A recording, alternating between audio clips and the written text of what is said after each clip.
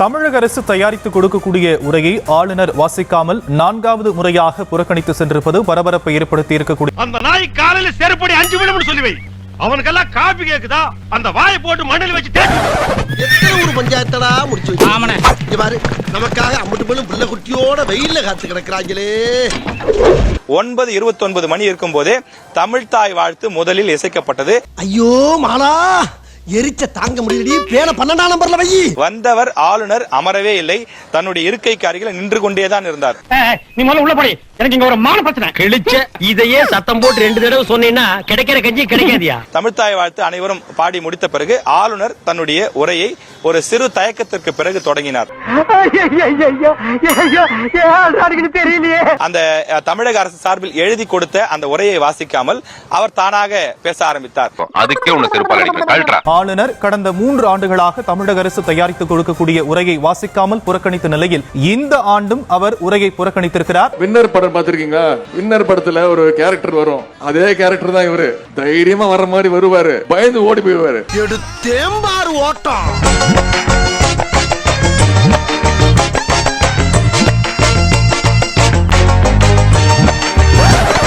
I am very disappointed என்று தன்னுடைய உரையை ஆரம்பிக்கிறார். என்ன வசதியா இல்ல? ஆமா ஆமா ஆமா ஆமா. நீ ஊருக்கு கிளம்பு. நீ ஊருக்கு கிளம்பு. என்ன சகல, நான் இங்க தானே படுக்க மாட்டேன்னு சொன்னேன், மொட்டை மாடியில படுக்க மாட்டேன்னு சொன்னா என்ன அப்படி கோச்சுக்கிற நீ?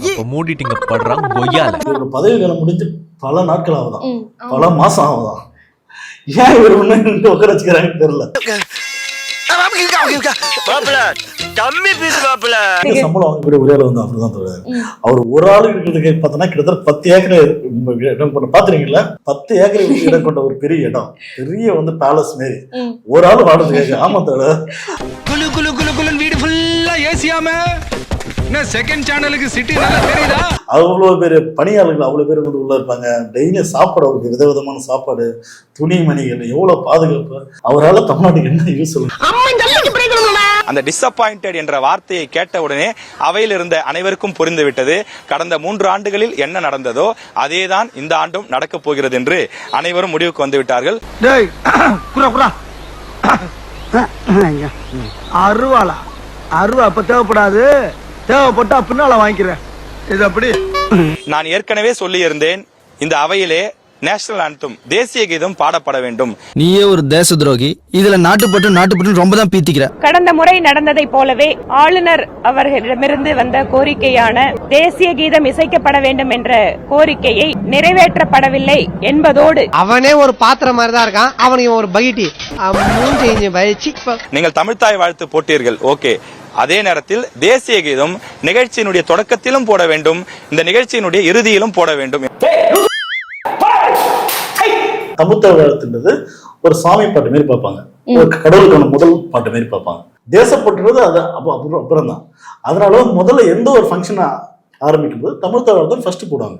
ஃபங்க்ஷன் முடியும் போது தேசிய கீதம் கம்பல்சரி இருக்கும். அதானே உலக வழக்கம். சரி, இப்ப தேசிய கீதம் வந்து ஃபர்ஸ்டும் போடுறேன், அப்ப முடியும் போது வந்து தமிழ்த்தாய் வாழ்த்து அப்படிலாம் இருக்கு. மாத்தி போட்டு காமெடி, அது விளையாட்டா?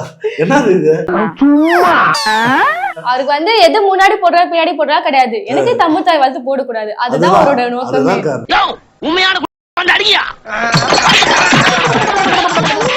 நான் 3 ஆண்டுகளாக வலியுறுத்தி வருகிறேன். என்னுடைய கோரிக்கை ஏற்கப்படாதது எனக்கு பெரிய வருத்தத்தை கொடுத்திருக்கிறது. என்ன பண்ற?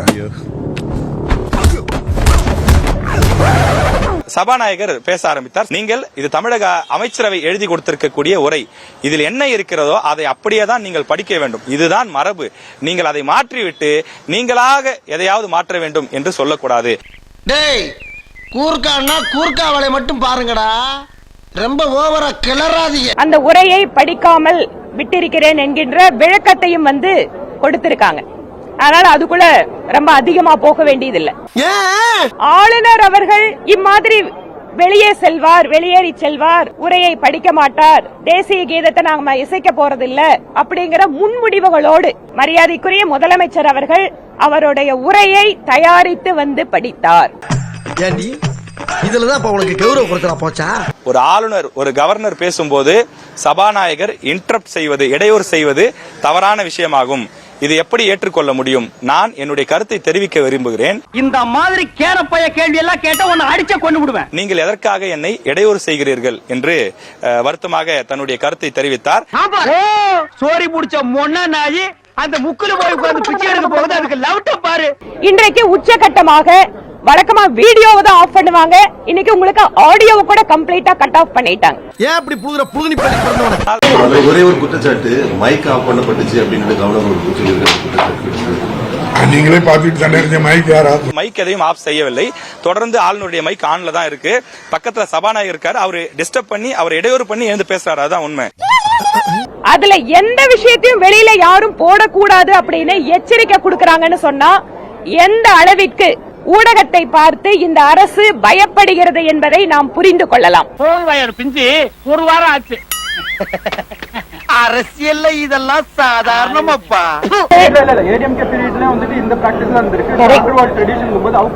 இல்ல இல்ல, நான் என்ன சொல்றேன், tradition which is breaking some of the constitutional norms we can accept it.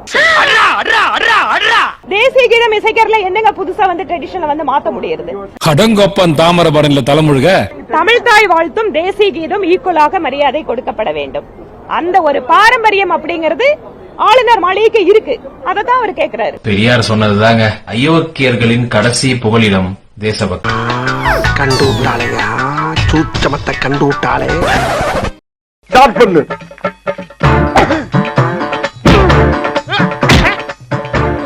இங்கிட்டு வா. அப்படியா படைக்கலடி மண்டல மட்டும் அடிச்சிடாத. குலக்கேசல் உள்ள போயிருவேன். சரியா? உங்க வீட்டு பிள்ளையா நினைச்சு எல்லாரும் என்னை மன்னிச்சிருக்க.